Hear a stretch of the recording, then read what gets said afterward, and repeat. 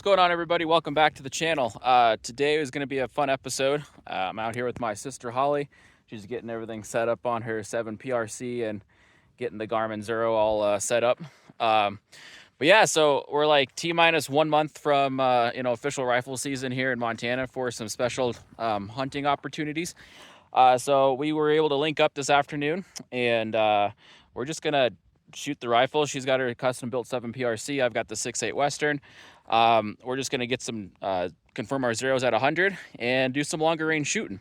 Then when that's concluded, if we can get past this rainstorm, we're gonna have a little sit down with Holly, and she's gonna walk us through her 7 PRC build, why she built it, the components that were involved with it, and kind of an overall feeling on how she's liking the cartridge after having it for about a year and a half now. So anyway, that's what we got in store today. Let's get to it.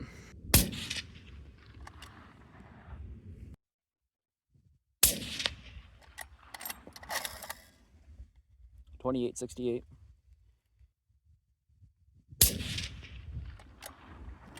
.28-72.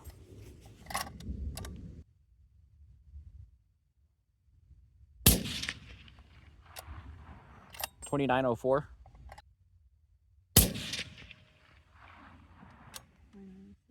.29-06. All right, Holly laid down a 5-shot group initially. We'll have to go down and measure it. I've been using the lab radar, and this is my first time actually seeing one of these Garmin Zeros in person, and these things are sweet. This is definitely going to be a purchase after hunting season. Man, just a cool piece of equipment. I forgot to record that second group on the left orange target, so I'll explain it. She's currently working on a third group, which you can see she's laying down in the center of that left orange circle. The rest of the bullets on the outside were from her second group, and as you can see, they're not as good. They're really crappy. I figured out why her first two groups were really bad. Her trigger finger placement was not ideal on the trigger. So we corrected that to where it was in a better position, and as you can see, these next 3 shots she laid down are mint. All right, I'm gonna try at 100 here. Just make sure my zero is good to go, and we'll go from there. And this is out of my 6.8 Western. 28-51.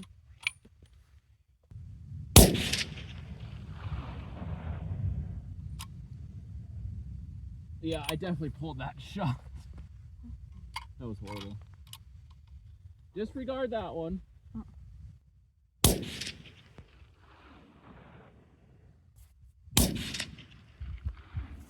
So these are the groups we shot at 100. Holly was the first one to shoot, as you saw through the spotting scope. So our first group here was pretty garbage, and we figured out why very quickly. As you can see from from outside to outside, and we were looking at 1.5 inches. And then her second group was down over here, and so she was shooting, and I'm like, Holly, what's going on? You've got your finger like jammed all the way on the trigger. So she adjusted her finger, and she shot this fantastic center group here after she made an adjustment on her elevation. And this group is, we'll call it 3/10 of an inch. And that's with that 180 grain Hornady ELD match ammo. So when she got that all squared away with where she was at on, getting a good dope at 100 or good zero, I stepped up and I needed to zero my rifle as well. And so don't worry about this guy. This was a massive flyer. I call that. I jerked the trigger. So my first 3 initial shots were here, and this was a .346 inch group. So, a little over 3/10, close to 4/10 of an inch. So this is fantastic, really good. And then I made my adjustment for elevation and came up and just shot these 2 just to confirm zero. And, we're sitting at, less than a 1/4 inch. So diving a little further into the groups that Holly was shooting on the cardboard that you saw, the 2 5-shot, the 2 5-shot groups. By no means is that a representation of this rifle, okay, or the cartridge itself. It was just shooting error from the shooter, just with different positionings, right? Once we got her behind the gun a little bit better and better finger position on the trigger, that is when she was able to produce those last 3 groups right in the center that were, 3/10 of an inch. And that has been a better representation of what this gun typically shoots. This gun typically shoots 3/4 minute, and this has been proven with many of your range sessions that you and your husband have been doing.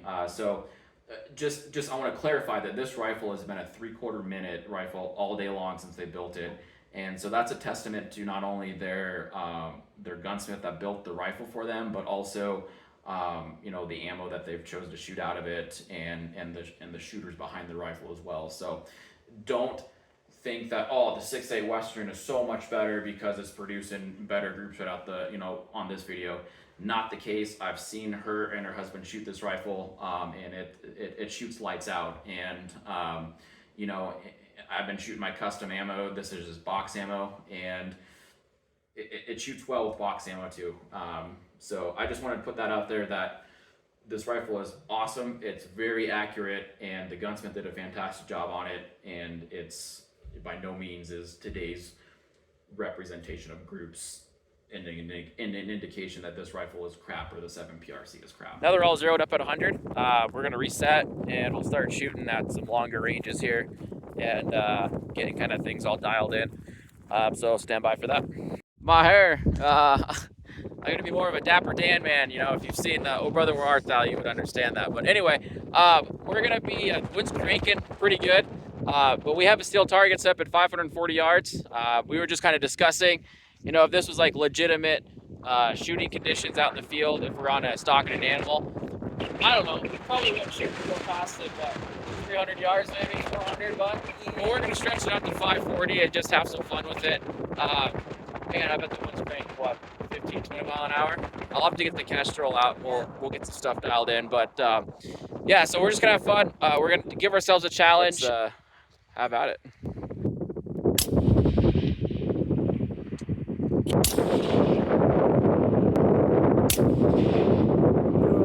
Just to the left.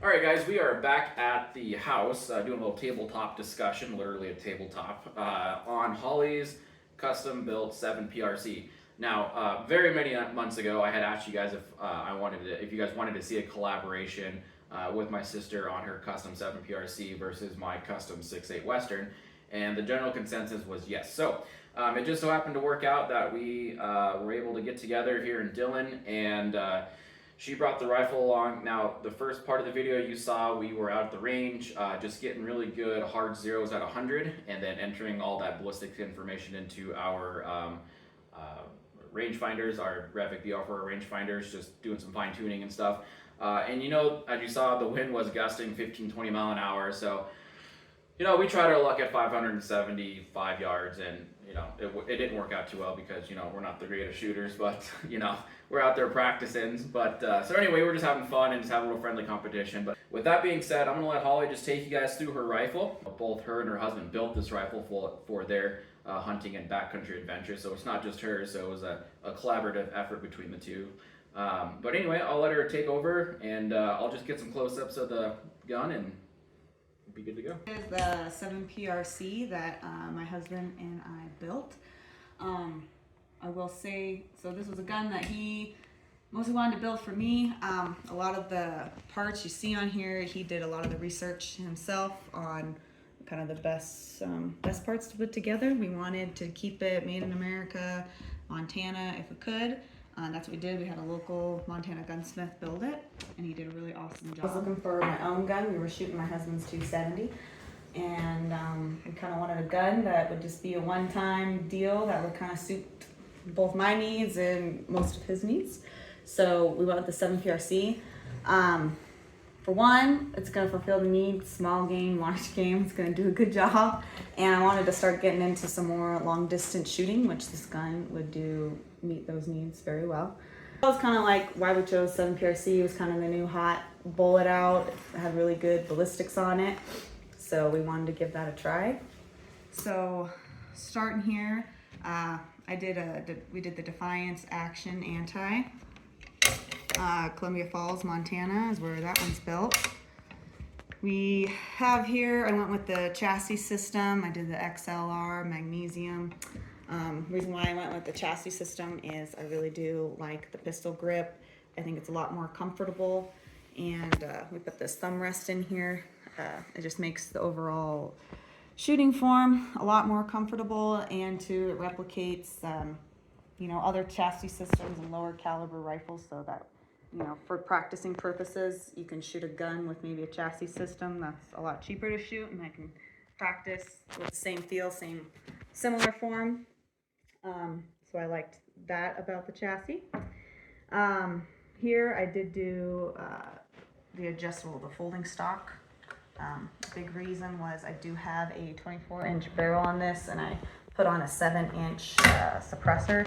So we do a lot of backpack hunting, and I wanted it to fit on my backpack comfortable and not stick out a bunch and hit a bunch of brush and branches. So we did put this adjustable stock in, and that saves makes it a lot more comfortable packing. Got the adjustable cheek rest on it. This here, we did a Bartline barrel. It's got a 1/8 twist, carbon wrapped. Really like that. I went with the Thunder Beast 7-inch suppressor. Let's see. Oh, the scope here. We chose the Night Force First Focal NX8. It is a 4-32. This is the most fanciest scope I've ever used, and I love it. It works great for the long range, and that's one of the biggest reasons why we built the 7PRC. Was I wanted just a one-time gun. I didn't have to get another gun for another purpose. I can shoot long distance with it. It's a big enough caliber to shoot large game. It packs up great with a backpack.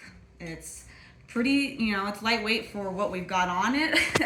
I'm able to pack it up the mountain with my pack, and it does great. It weighs 10 pounds, 11 ounces. Trigger is Trigger Tech is what we went with there.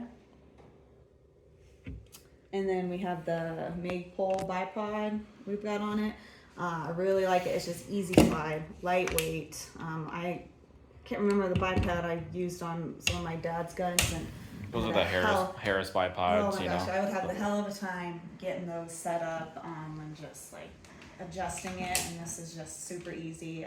Doesn't get caught. I like that one a lot. It has made setting up a lot easier. What are you getting for, generally speaking, for ballistics, specifically in the velocity department? Because you've tried a couple different loads from the 180s, and I think you tried the 175s. Mm-hmm. One of the complaints that a lot of people are getting is that their PRCs are shooting much lower velocities than the advertised velocities on the boxes that Hornady's been going with, and so with your 24-inch barrel, today we were shooting right around 5,200 feet of elevation, right? So, and then you typically have been shooting right around that 5,000, probably 4,500 feet in elevation. What have you been seeing for velocity numbers? So we've been seeing between 2,800 to 2,970. This box for the 180 says I think 2,880 is what it should be shooting. 2,975. 2,975. I think that's probably what the 26-inch barrel, though, if I'm guessing. So you're losing 100 feet per second, pretty close to that. Yeah. So 2-inch. So it's probably about 50 feet per second off, guys. I usually for every inch of barrel you lose, it's about 25 to 30 feet per second loss on your velocity. So these guys are getting pretty dang close to their advertised velocity using the Hornady ammo out of their rifle. So just something to be aware of also as well. So they haven't had as much variance with their velocities like other people have had. So it does definitely like this 180 grade better than the 175. We've tested both a ton last summer, and it liked the 180 more. We've done a few hand loads, but we haven't gotten anything great. I guess haven't made enough hand loads to make it more custom for our rifle, because we just started doing that this last fall. And speaking of the 180 grain ammo, I think you bought 12 different boxes or so. Yeah. I mean, just so we get a fair comparison, so we're not just, you know, comparing one box for velocity, since you've gone through what, 12 boxes already? More than that. What have your velocities been consistent, or are they kind of been all over the place? How has Hornady been with loading this match ammo for this PRC? Yeah, so I think it was about a year ago, last spring, we bought about 12 boxes of this match ammo. And they were shooting fairly consistent. We were getting about the same feet per second. And then this summer, these boxes have been a couple different lots that I've bought, and we have seen differences in our velocities and standard deviation. With this ammo shooting a little bit not as good as those first 12 boxes that we bought about a year ago. You've been hunting with it now for a year and a half. What kind of game have you taken with it? Yep, so the only game I've been able to shoot has been whitetail mule deer,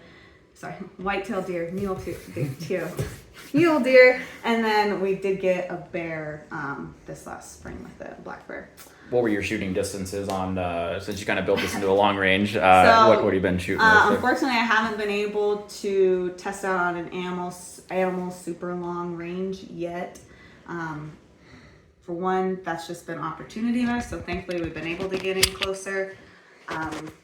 Two, I've been practicing long distance, but I don't feel comfortable going too crazy long yet with it. So I believe it was 350 yards with the bear, if my memory serves me right. My mule deer, and he was about, I think, 250 yards when I shot him.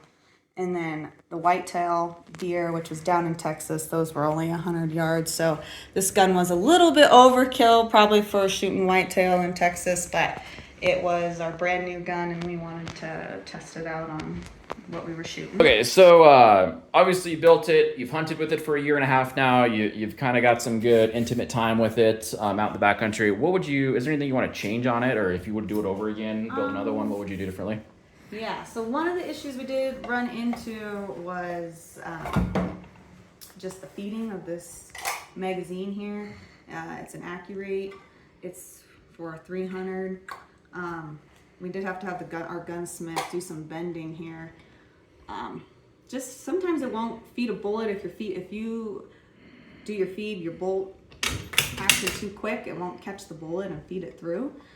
You kind of have to find that right rate at which to feed it. And so that was kind of one of the issues that we ran into with some of the magazines that we've had. We did have on our bear hunt, the screw in this folding stock did come out. I don't know, I think it was lure locked, or I don't know exactly what happened there, but this screw in here did come out, and so we weren't able to lock it in, which wasn't a big deal. We're still able to fold it and pack it on our pack, and we would have still been able to shoot it.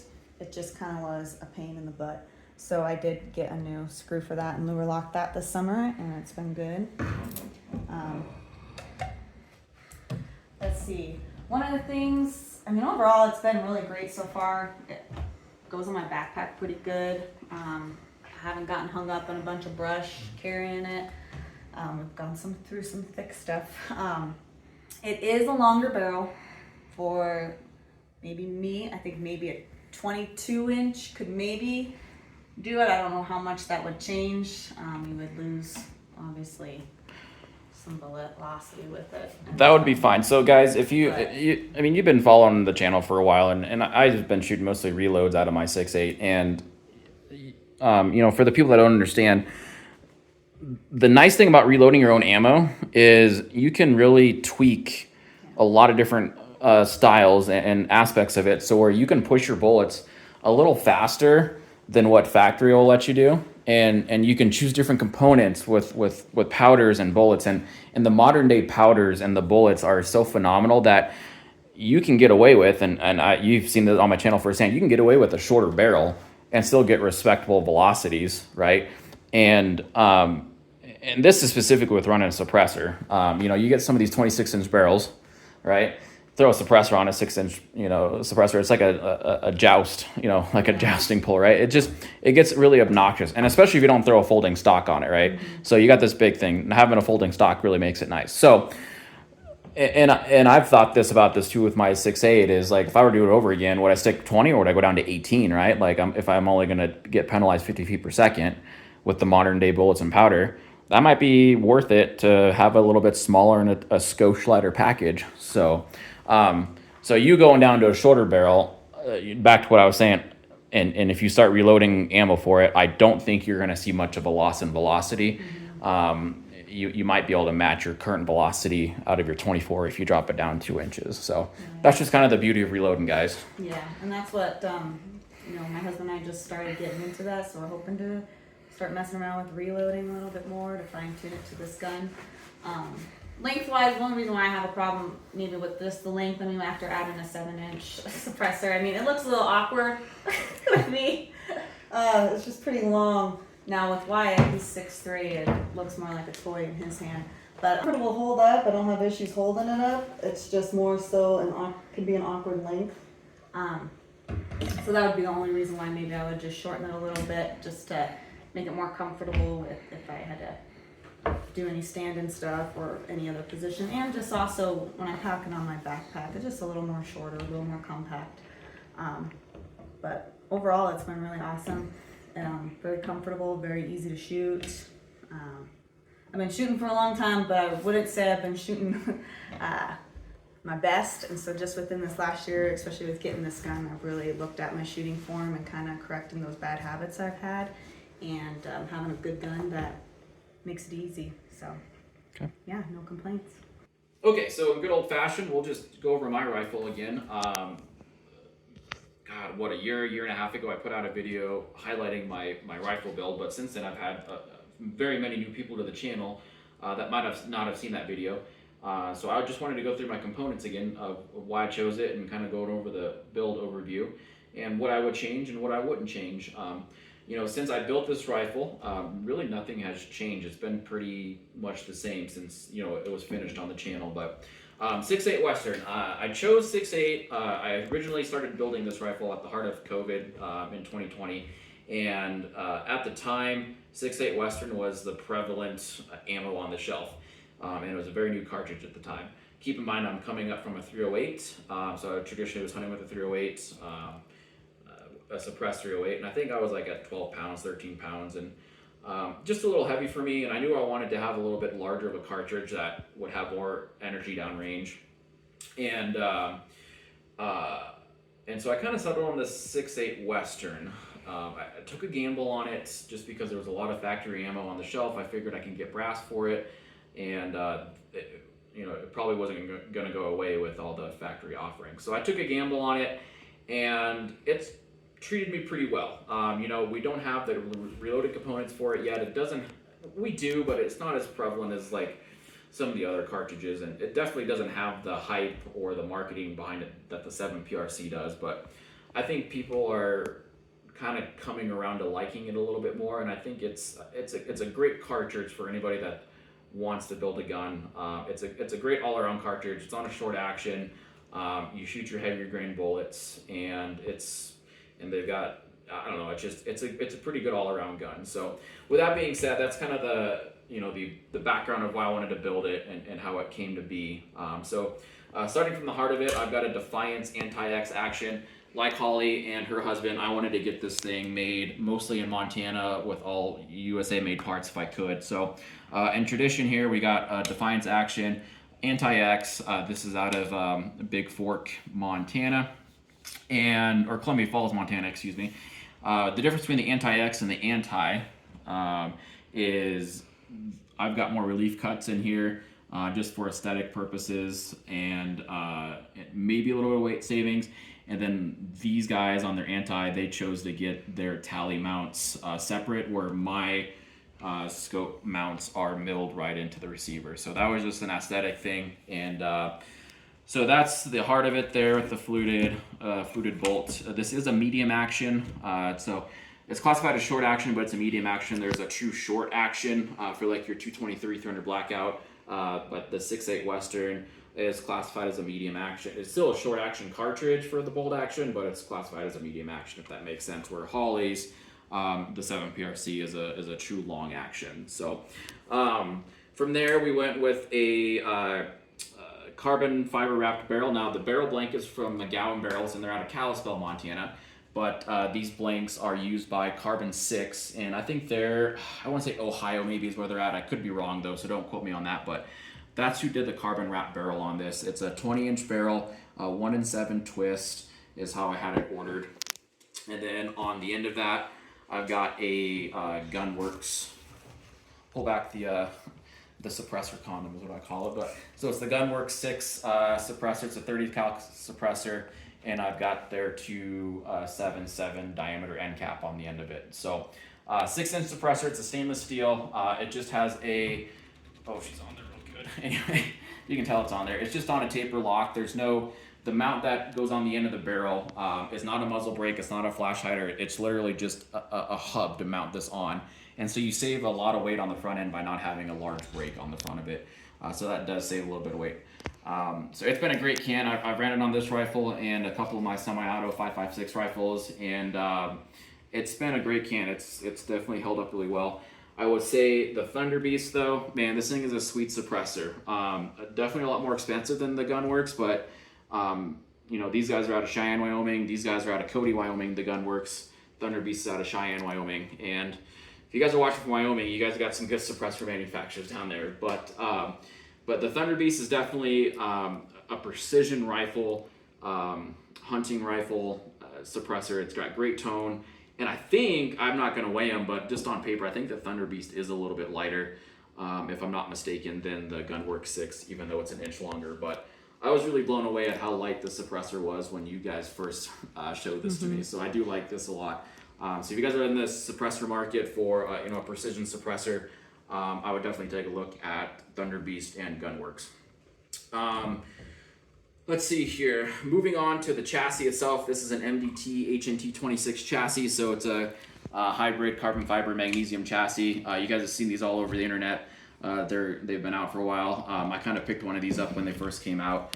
I was like, ooh, that is nice, and that would fit the build well. I definitely wanted a folding chassis just because I do backpack hunt as well, and it was really important for me to have a folding stock to get that package down real small. So I haven't had any issues with the stock itself per se.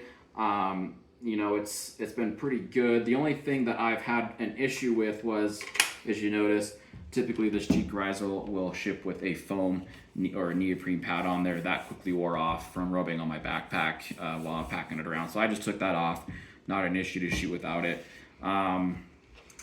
So that is the chassis itself. Rolling, I have a Trigger Tech 2-stage special trigger. That's what I'm rolling with that. Magpul bipod, exact one as Holly.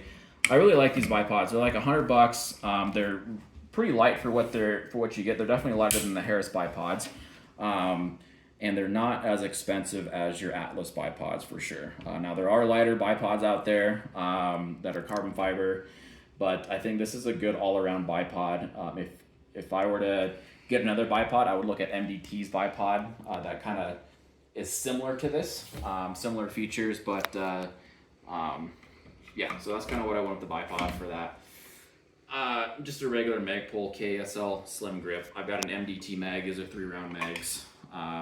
And when I'm saying this doesn't have a binder plate in it, so if you guys noticed when I'm talking, if you guys read the comments, they're like, "What's your overall length?" Or when I'm talking about my overall length, I can get longer overall length with this because there's no binder plate in front of the magazine. Typically, there will be a little plate in front there to feed the to keep the rounds feeding reliably.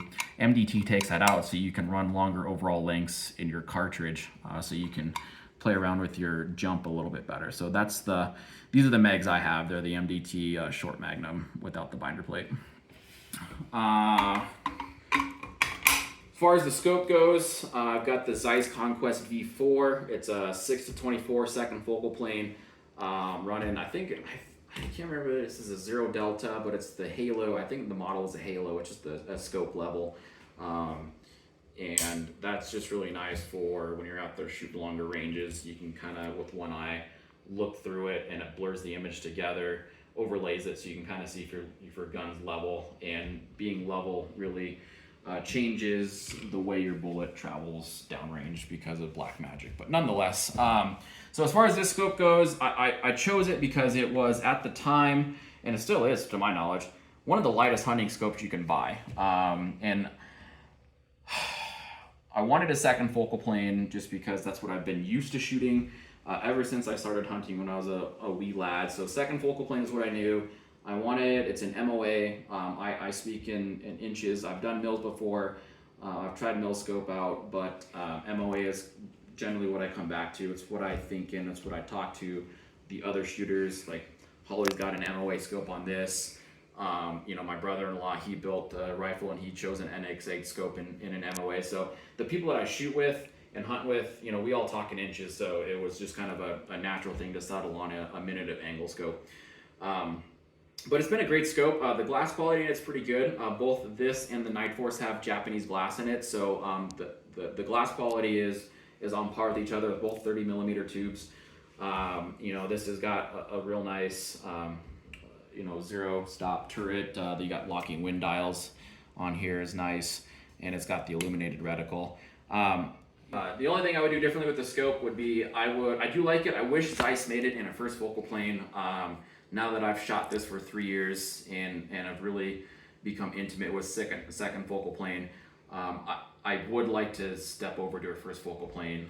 Just my shooting style, it's just so much easier to measure, your shot placement and your misses on a first focal plane, as you don't have to worry about what magnification you measure that on, because your measurements are the same throughout the whole magnification range. So that is something I would change, is just a first focal plane scope. And while I was buying this scope, or when I was choosing the scope, I was wanting to get a Night Force NX8, and I ultimately chose this, obviously. But if I were to do it over again, I probably would make the sacrifice of 4 or 5 ounces and get a first focal plane scope. The other things I would change on it would be on the chassis. I think I might get the, so you can see over here, they've got the Arca Swiss built into it. And MDT does make this HNT chassis with the Arca Swiss. And so this is really good for attaching onto to tripods. Historically, I've never shot off a tripod, and I've done it a couple times with this rifle. I've got a Magpul adapter plate that I've attached onto here. But I can see how a tripod would afford you a little bit more versatility in the field, especially antelope hunting. Laying down prone is not always the best because you got a bunch of grass in your way. So being able to getting a solid kneeling or sitting shot is maybe preferred, and that's where a tripod would come in handy. So having something built into the bottom of it would be handy. Although the Magpul the plate adapter is 1.5 ounces, so it doesn't add much weight. But as far as the barrel goes, I've been thinking about, would I keep a 20-inch barrel or would I go shorter? And I think for the fun of it, I could probably get away with an 18-inch barrel, just because who doesn't like a short? I wouldn't say much weight, but it'd be a lot shorter, folded up and just a little bit more maneuverable in the bush. But nonetheless, I think a 20-inch barrel is a fantastic all-around barrel length, especially if you're going to suppress the 6.8 Western and you're going to reload for it. So I don't even know if I'd go shorter than 20 inches. I've just flirted with doing an 18-inch barrel just because I think that would be kind of cool, and nobody else has an 18-inch barreled 6.8 Western that I'm aware of.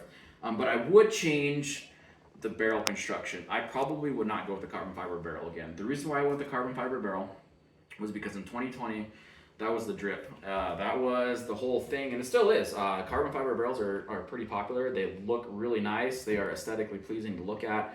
But this barrel contour is the featherweight from Carbon 6, and unless you're getting a really thick barrel, it really doesn't make sense to do a carbon fiber barrel because you're not saving much weight. If you're getting a really thick steel barrel, yeah, get that thing carbon fiber wrapped because you're going to save a lot of weight. But with these thinner barrels, you really don't need the carbon fiber. In fact, it would be much cheaper, and it might be the same weight, if not lighter, or maybe even just a skosh heavier. Would just get a stainless steel barrel and flute the dang thing and just run it like that. So that's something I would probably change, save some coin, just get a fluted barrel and Cerakote it. But nonetheless, the carbon fiber does look good. I haven't had any issues with it. The epoxy resin inside has been holding up really good. And it's taken some dings against rocks, and it's held up great. It's been a great barrel. It's sturdy, but it's something I would change. Oh, the other thing I would change would be the trigger. Now this. I think I have it adjusted down to. I don't have a trigger pull weight, but it goes down to 1.5 pounds, 2 pounds if I'm not mistaken, and I got it set down pretty far. So for a hunting trigger, this is a pretty good trigger. However, I think it is a bit heavy for my liking. I just noticed when I'm really sitting down trying to shoot for groups, this trigger pull gets heavy. But when you're out shooting animals, it really doesn't affect it because you're focused on the animal and the shots. You don't necessarily. It's weird how you feel different trigger pull weights when you're shooting at an animal versus when you're trying to really pinpoint and focus on the center of a target at 100 yards and really squeeze off a good shot. These triggers get heavy, so that's something I would change. I would just do something that affords me the ability to go lower in trigger pull weight. Don't always have to go down that low, but nonetheless, I'd have the ability to do that. And I would probably stick with the Trigger Tech trigger again. These things are great, and they make a lot of different triggers for different applications. All I have. Oh, rings on here are Night Force rings. Nothing special about that, but Night Force rings. All right, guys, that's all I have for you tonight. I really hope you enjoyed the video. Holly and I had a great time filming today and making a collaboration on this video. It's always great to hang out with the siblings and talk guns and shoot. But I really hope you guys got something out of this video, whether that be just entertainment or information on the 2 cartridges. Maybe you guys are debating on if you guys want to build a 6.8 or a 7 PRC, or what components you want to put into your build. You've got a pretty good list of lightweight-ish backcountry style rifles if you guys are kind of going for that build. So anyway, if you guys have any questions or any further questions about my build or Holly's build or the 7 PRC cartridge or the 6.8 Western or my reloads, please drop them in the comments. I'm always around to answer your questions. So with that being said, we'll catch you guys on the next one, and thanks for watching, and definitely subscribe to the channel if you guys want some more 6.8 Western content. So have a good night.